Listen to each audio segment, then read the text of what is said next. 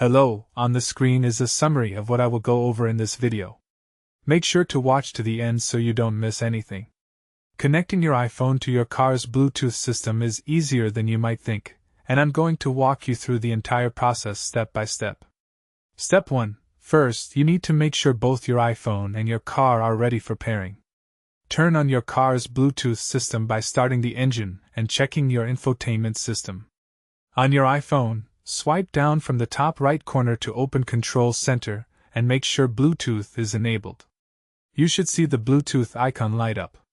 Step 2. Now go into your iPhone Settings app and tap on Bluetooth. You'll see a list of available devices. Make sure your car's Bluetooth system is in pairing mode, which usually means pressing and holding the Bluetooth button on your car's dashboard until you see a pairing indicator light.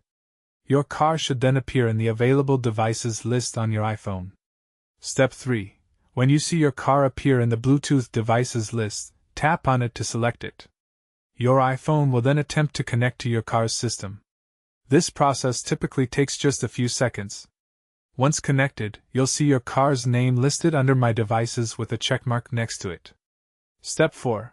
After successfully connecting, you may be asked to confirm the connection on both your car's display and your iPhone.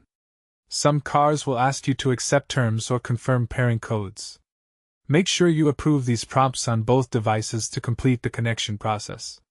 Step 5. Finally, test your connection by making a quick call or playing some music through your car's speakers. Your iPhone should automatically route audio through the car's Bluetooth speakers when you're in range. From now on, your iPhone will automatically reconnect whenever you get in your car and turn on the Bluetooth system.